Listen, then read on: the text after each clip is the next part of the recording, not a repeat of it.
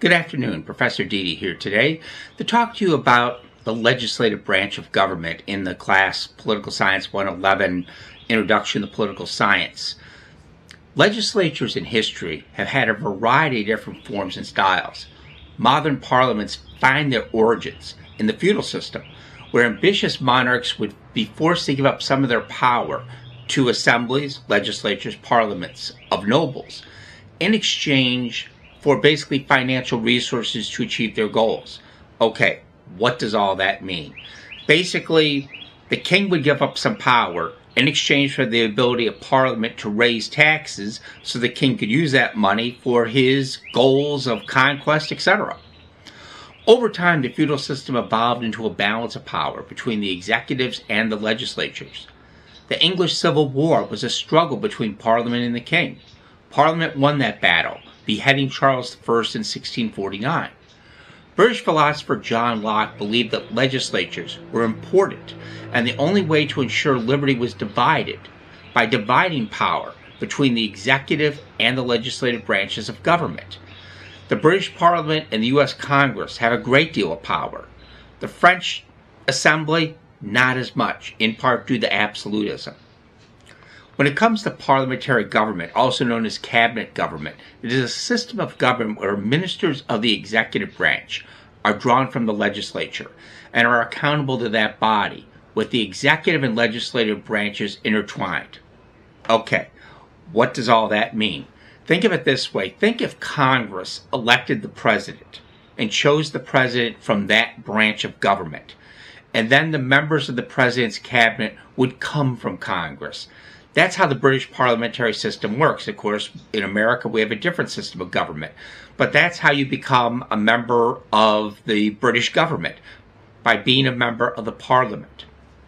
Parliamentary government stresses the unity of the cabinet and the parliament and the role of party discipline in making this work. In other words, loyalty to the party no matter what.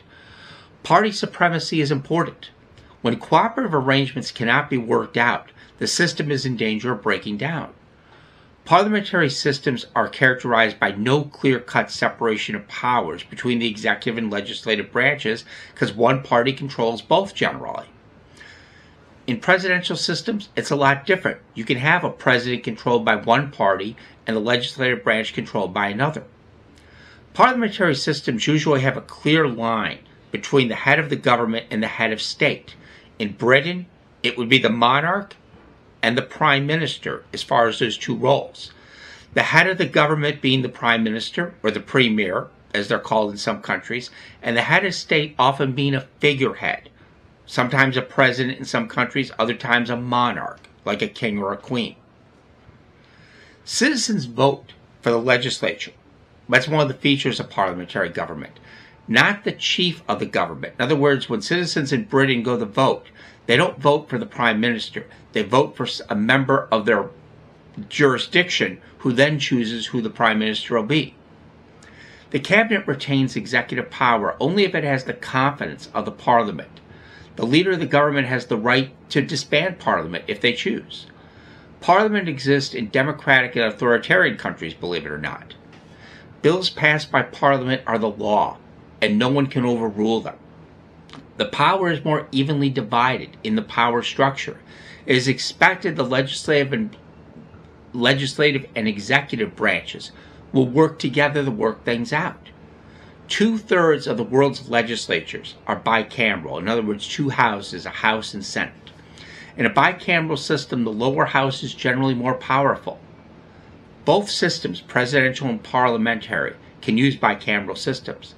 Since World War II, 2/3 of the world's countries establishing parliamentary governments successfully made the transition to democracy. No third world presidential system has successfully made the transition to democracy without experiencing coups and other constitutional breakdowns. Think about Nigeria. A World Bank study found parliamentary systems also have a lower rate of corruption.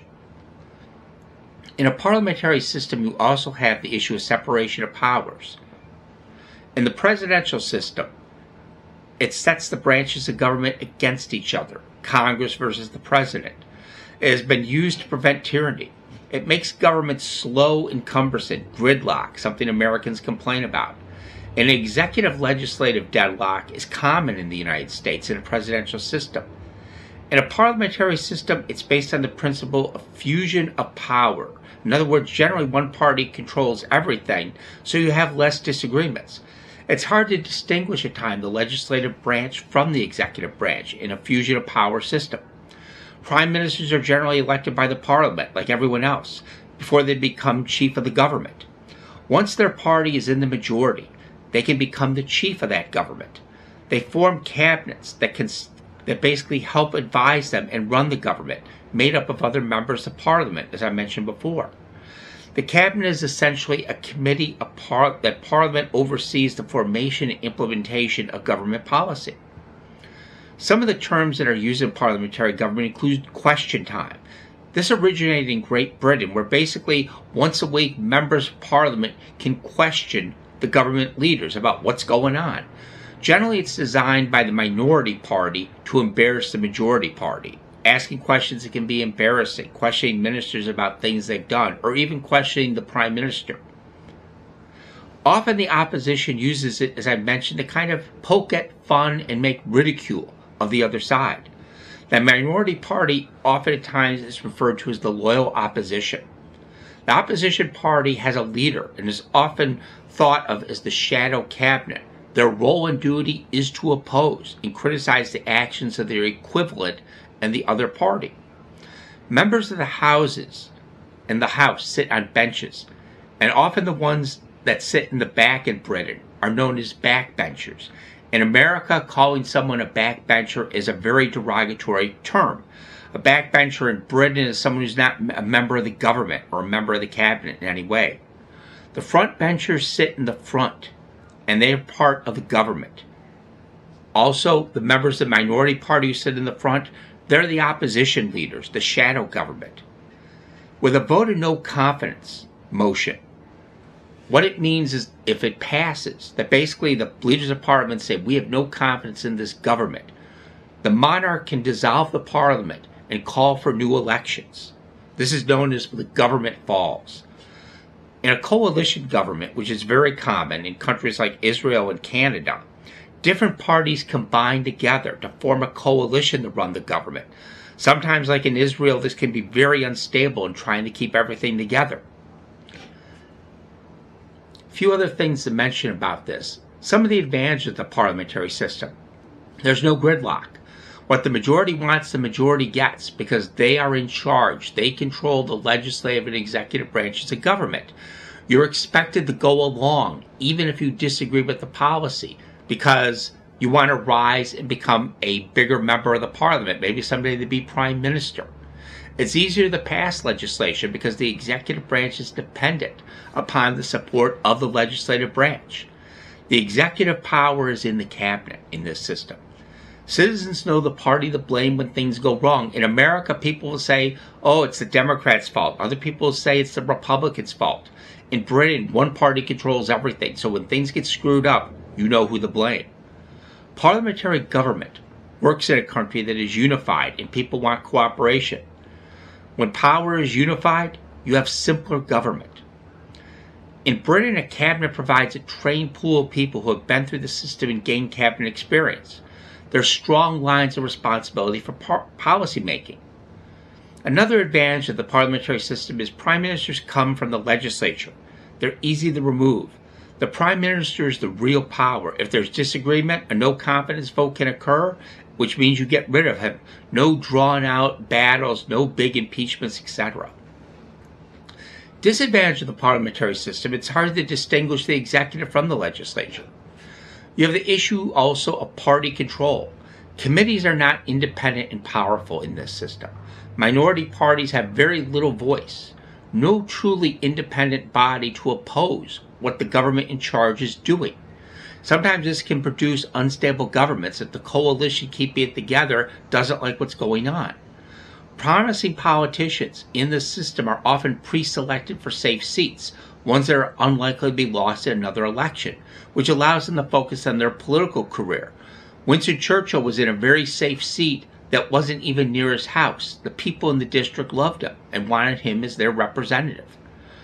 Prime ministers can lose their position because they lose seats in parliament, even though they may still be popular nationally, like Winston Churchill was. Another thing about this system of disadvantages: elections. There's no clear calendar. We know that in November, every 4 years, we elect a president. And every 2 years, we have elections in some form at the state or national level, often known as midterm elections. There's no clear election calendar in many parliamentary systems. In Britain, the ruling party can schedule an election whenever they think they're likely to do well, to avoid elections at times of unpopularity. But in Britain, you have to have an election at least once every 5 years. By the wise timing of elections, a party can extend its rule for longer than the functioning presidential system does. The head of government is almost in all cases not, let me repeat that. The head of the government in almost all cases not directly elected, unlike the presidential system. The prime minister is elected by the legislature, often under the influence of party leadership.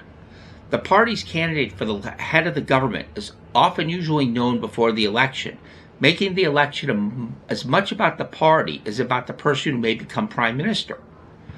Parliamentary systems also can be autocratic, such as in China, a weak rubber stamp for approval, often unelected, selected by just party leaders in China. China's National People's Congress is expected to ratify all laws submitted to it by the cabinet. And of course, in China, it's a one-party state. What does a legislature do? Committees. That's where the power lies. They screen bills to help guide them through to see what are good ideas that should pass in the law. Unfortunately, in the parliamentary system, committees are much weaker and less effective. Legislatures have declined in part in time because people turn to the executive. When there's a crisis, people turn to a prime minister or a president to resolve something. They don't turn to a Congress. And that's one of the problems in the system as far as legislatures. Congress, in many ways, has ceded power to the executive branch in a lot of systems. Reforms to Congress in the 1970s expanded the role of committees and subcommittees and changed the way committee chairs were selected. Seniority is no longer a strong case. But the same people often keep getting reelected. Too much incumbency, not enough change. In the United States, congressional committees can summon cabinet members and other officials before them to investigate what's going on. In Congress, the structure is designed to go slowly. At times, Congress overspends money, and people complain about government spending. It's designed to help them get reelected. Next time, I'm going to talk about the executive, the presidential government, and bureaucracy. Take care. Have a great day.